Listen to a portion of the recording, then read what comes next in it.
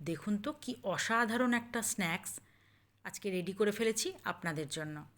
ঠিক এই রকম একটা চিজি স্ন্যাক্স রেসিপি পেতে আপনারা আজকের ভিডিওটা অবশ্যই দেখুন। নমস্কার বন্ধুরা, রসনালয়ে আপনাদের অনেক স্বাগত। আজ আমি আপনাদের সঙ্গে শেয়ার করব অনেক দিন পর একটা ইভিনিং স্ন্যাক্স, যেটা হলো চিজি ব্রেড বল। তার জন্য আমি এখানে 3টে বড় সাইজের আলু নিয়ে কুকারে অল্প জল দিয়ে সেদ্ধ করতে বসিয়ে দেব। আর তারপর আমি চলে যাব রান্নার বাকি প্রসেসে।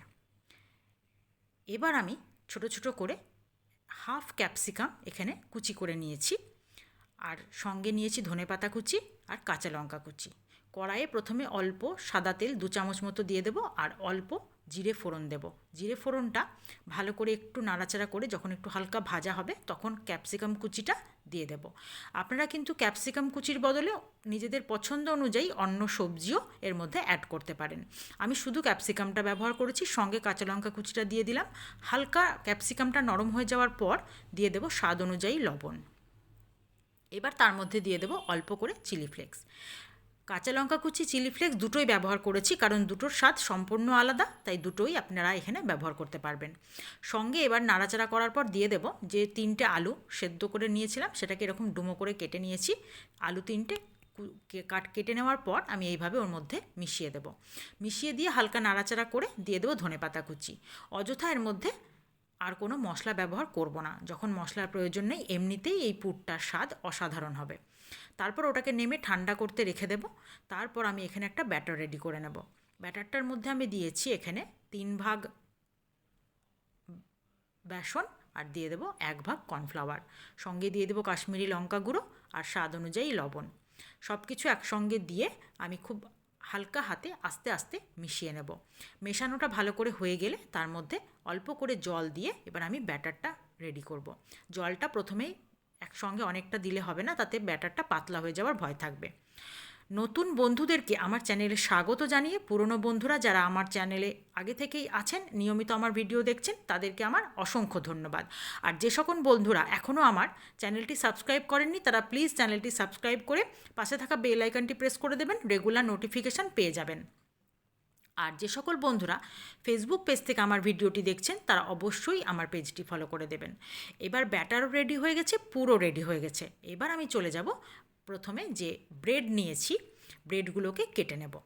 ব্রেডগুলো এখানে আমি বড় স্যান্ডউইচ ব্রেড নিয়েছি, তাতে সাইজটা বড় হবে, তৈরি করতে বলের সাইজটাও ভালো হবে। তারপর সাইডগুলো কেটে নিয়ে এখানে আমি যে একটা বড় সাইজের কিউব যে চিজ নিয়েছি, সেই চিজটাকে আমি কেটে নেব, 4 ভাগ করে কেটে নেব। আপনারা যদি মনে করেন চিজটা আমি বেশি পরিমাণে দেব, তাহলে কিন্তু কাটার প্রয়োজন নেই, আপনারা বড় সাইজেই দিতে পারেন। আর যদি আপনাদের কাছে চিজের যে স্লাইসটা থাকে, সেটা থাকলে আপনারা চিজটা গ্রেট করেও দিয়ে দিতে পারেন। এবার ওই আলুর পুরটা আমি এখানে যে ব্রেডগুলো নিয়েছি সাইডটা কেটে আমি একটু জলে ভিজিয়ে জলটাকে ভালো করে চেপে বার করে দিয়ে আলুর পুর দিয়ে তার মধ্যে ছোট ছোট টুকরো করে কেটে রাখা চিজের কিউবগুলো দিয়ে চেপে বন্ধ করে ঠিক এইভাবে একটা বল তৈরি করে নেব। আর জলে যে চুবিয়ে নিলাম, সেই জলের মধ্যে ডোবানোর ফলে পাউরুটিটা নরম হয়ে যাবে, তাতে বলটা রেডি করতে সুবিধা হবে। এবার আমি চলে যাব, কড়াইয়ে তেলটা গরম করে নিয়েছি, প্রথমে হাইটে গরম করে তারপর লো টু মিডিয়ামে রেখে আপনারা এইভাবে বলগুলোকে ছেড়ে দেবেন। আর বলগুলো ভাজার সময় কিন্তু একদমই হিটটা বাড়ানো যাবে না। প্রথমে হাতের সাহায্যে যদি দেখেন যে বলগুলোর গা থেকে কোনোভাবে ব্যাটারটা সরে গেছে, তাহলে আবারও একটু ওপর থেকে ব্যাটার দিয়ে সেই জায়গাটা কভার করে দেবেন। আর তারপর আস্তে আস্তে এইভাবে উল্টে পাল্টে ভেজে নিতে হবে। যখনই দেখবেন লো ফ্লেমে ভাজবেন, তবেই কিন্তু ভেতরের যে চিজটা সেটা মেল্ট হবে ভালোভাবে। আর যদি হাই হিটে তাড়াহুড়ো করে ভেজে নেন, তাহলে কিন্তু ভেতরের চিজটা মেল্ট হবে না। এবার আস্তে আস্তে ঠিক এরকম করে লালচে করে ভেজে তুলে নিতে হবে, তাহলে ভেতরের যে সুন্দরভাবে চিজটা মেল্ট হয়ে যাবে। এই রকম একটা সুন্দর চিজি স্ন্যাক সন্ধেবেলা পেলে বাড়িতে বড় থেকে বাচ্চা থেকে বুড়ো সকলেই ভালোবেসে খেয়ে নেবে। আর যদি কোনো গেস্ট আসে, তারাও কিন্তু কেনা খাবার খাওয়ার থেকে এইটা খেতেই বেশি পছন্দ করবে। এবার এইটার সঙ্গে আপনারা সস আর কাসুন্দি একসঙ্গে মিশিয়ে পরিবেশন করতে পারেন। দেখুন ভেতরের চিজটা কত সুন্দরভাবে মেল্ট হয়েছে। তো খুবই সহজে বানানো যায়, খুব কম উপকরণে, আর এটা কিন্তু সম্পূর্ণ নিরামিষ।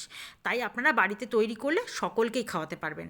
আজকে আপনাদের রেসিপি যদি ভালো লেগে থাকে অবশ্যই লাইক, শেয়ার ও কমেন্ট করতে ভুলবেন না। আজ এই পর্যন্তই, ধন্যবাদ।